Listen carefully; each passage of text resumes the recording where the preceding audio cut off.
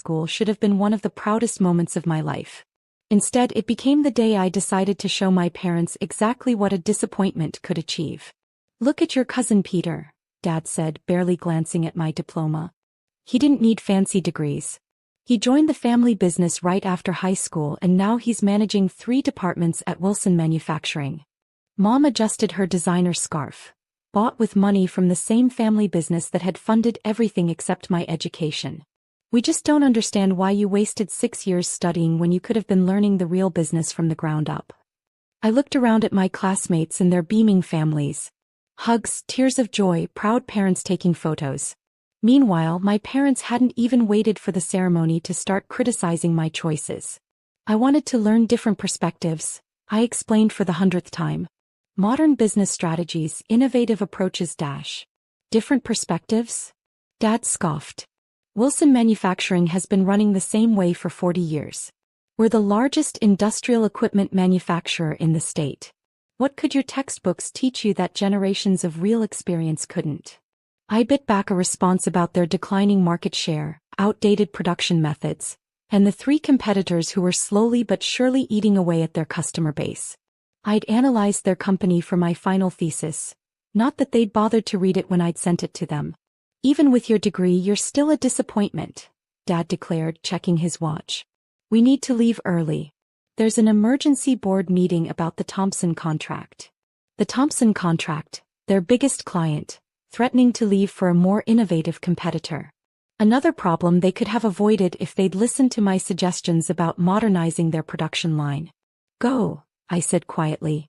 "I have some job interviews to prepare for anyway." Mom's eyes narrowed. "Job interviews? The position at Wilson Manufacturing is still open. Where else would you work? Somewhere that values new ideas, perhaps." Dad's face reddened. "You ungrateful dash," he stopped himself, straightening his tie. "Fine. Go work for someone else. But don't come crying to us when you fail." They left before the ceremony ended. I sat alone watching other families celebrate, my Harvard diploma feeling heavy in my hands. My phone buzzed. A message from Michael Chin, my former roommate who now worked at one of the largest investment firms in Boston. "Ready to execute Project Phoenix?" I looked at my parents' retreating backs, thought about the detailed analysis I'd done of their company's vulnerabilities, and the plan I'd spent 2 years developing. "Yes," I typed back. "Start phase 1. What my parents didn't know was that their disappointing child had spent the last 2 years not just studying but preparing. While they dismissed my education, I'd been building connections, analyzing markets, and raising capital through strategic investments. Most importantly, I'd been watching Wilson Manufacturing's stock price steadily decline as their outdated methods and resistant-to-change management drove the company toward disaster. They thought I was preparing for job interviews. In reality, I was preparing to show them exactly what their biggest disappointment could do. "Time to see who's disappointed in whom," I muttered, sending another text to Michael. "Initiate the first stock purchase. Keep it quiet." The game was about to begin, and my parents had no idea they'd already made their first move by walking away from their biggest asset, me. Over the next 3 months, I orchestrated the most intricate business strategy of my life. While my parents struggled to keep Wilson Manufacturing afloat, I moved my pieces carefully across the board. The Thompson contract was the first domino to fall. After my parents' failed board meeting, Thompson Industries announced they were taking their $50 million contract elsewhere. Wilson Manufacturing's stock plummeted 30% in a single day. "Perfect timing," Michael said as we watched the numbers drop. Through our carefully constructed shell company, Phoenix Enterprises, we'd been quietly buying shares every time the price dipped. "Your father still won't consider modernizing the production line?" "Just got off the phone with my cousin Peter," I replied, reviewing our latest acquisition reports. Dad called an emergency meeting to announce they're doubling down on their tried-and-true methods. Called modern automation unnecessary expense. 2 weeks later, their second-largest client jumped ship. The stock fell another 25%.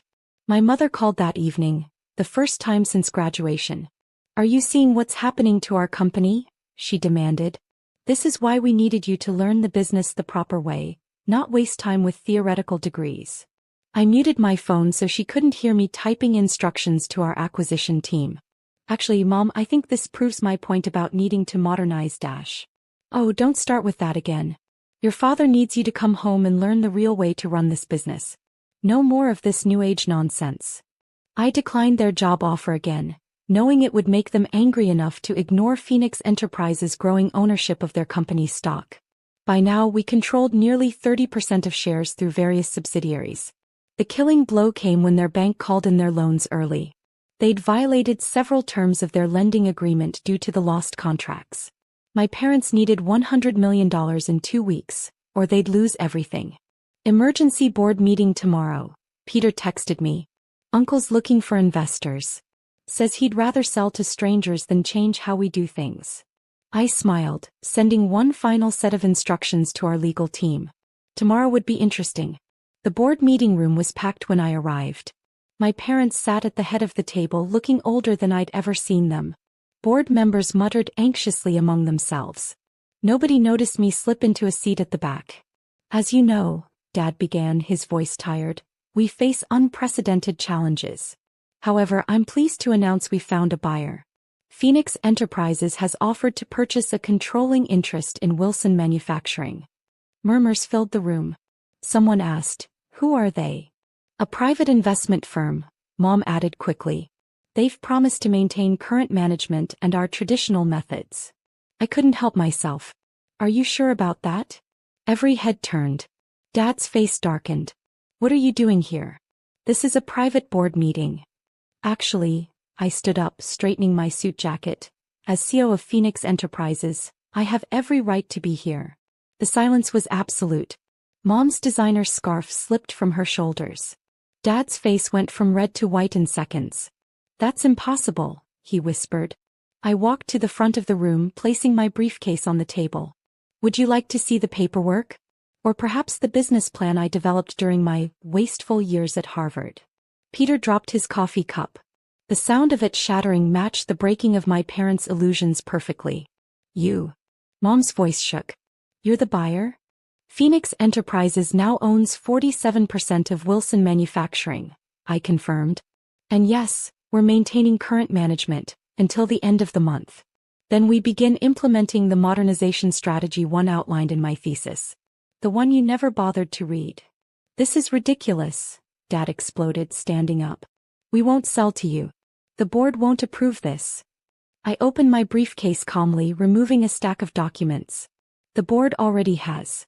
Check your emails. The vote was completed electronically an hour ago. 17 in favor, 3 against."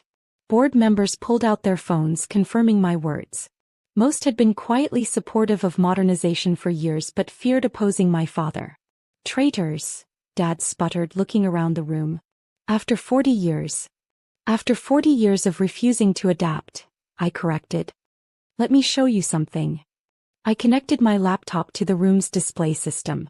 This is Wilson Manufacturing's market share over the last decade. The downward trend was stark. Several board members winced. "And this," I continued, switching slides, "is my complete modernization strategy. Automated production lines, digital inventory management, green energy integration. Conservative estimate shows 40% cost reduction and 60% productivity increase within 18 months. Mom found her voice. "The cost, we can't afford." "Phoenix Enterprises can," I interrupted. "We've secured $500 million in modernization funding. The contracts are signed. The equipment arrives next week. You can't just walk in here and change everything." Dad slammed his hand on the table. "This company is our legacy. A legacy you were running into the ground." I turned to face him fully. "Tell me, Dad, what's more disappointing, a child who gets an MBA from Harvard, or parents who'd rather bankrupt their company than admit their way isn't working?" The room fell silent again. Board members looked between us, witnessing 40 years of stubbornness collide with modern reality. "You did this to prove a point?" Mom asked quietly. "No. I did this to save the company. To save the jobs of 2,000 employees who depend on Wilson Manufacturing. To transform a dying business into something that can compete in the modern world." I softened my tone. "And yes, maybe a little bit to show you that sometimes the biggest disappointments can surprise you." Peter cleared his throat. "The modernization plan, It's impressive, cousin. Will there be training for current management? Of course. I nodded to him. Those willing to learn new methods are welcome to stay. Those who aren't. I looked meaningfully at my father. Dad stood up slowly. You think you can run this company better than me? I already am. I handed him a tablet showing real-time market reactions. Wilson Manufacturing's stock was soaring on news of the Phoenix acquisition and modernization plan. The market seems to agree. He stared at the numbers, decades of certainty crumbling. Finally, he looked up at me, really looked at me, perhaps for the first time since I'd chosen Harvard over his shop floor. You planned this all along? I spent 6 years learning how to save this company, I confirmed. While you spent 6 years calling me a disappointment. Mom started crying softly. Board members began quietly leaving the room, sensing the family drama unfolding. The choice is yours, I continued. Stay as advisors, learn the new systems, be part of the company's future. Or retire with your dignity and generous compensation packages. And if we stay? Dad asked, his voice rough. Then you'll report to me. Your disappointing child becomes your boss. Think you can handle that? The silence stretched. Finally, Dad did something I'd never seen him do, he laughed. A real, genuine laugh that carried decades of tension. You know, he said, wiping his eyes, I was wrong at your graduation. You're not a disappointment. You're exactly what this company needed. 6 months later, Wilson Manufacturing had transformed. The automated production lines hummed efficiently, solar panels covered the roof, and our market share was climbing steadily. Dad actually attended management training sessions, his initial resistance giving way to genuine interest in modern methods. Mom stopped commenting on my life choices, especially after our stock price tripled. Peter became our innovation director, proving that old dogs could indeed learn new tricks. Me. I kept my Harvard diploma in my new office, right next to a photo from that graduation day when my parents walked away from their disappointment. Sometimes the best revenge isn't proving people wrong, it's proving yourself right. And sometimes the biggest disappointments become the proudest achievements. As for Wilson Manufacturing, we're now the most innovative industrial equipment manufacturer in the country. Turns out a little disappointment can go a long way. Dad still comes to my office every week not to criticize but to learn. And sometimes when he thinks I'm not looking, I catch him showing visitors his child's Harvard diploma.